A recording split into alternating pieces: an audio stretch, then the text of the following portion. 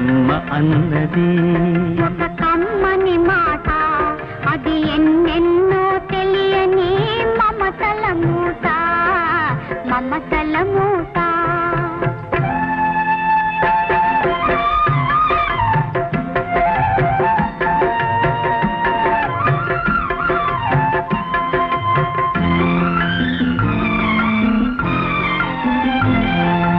అమ్మంటే అంతులేని సుమ్మురా, అది ఏ నాటికి తరగని భాగ్యమురా.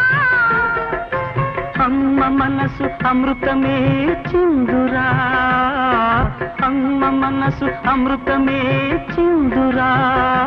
అమ్మ ఒడిలోన స్వర్గమే ఉందిరా, ఉందిరా.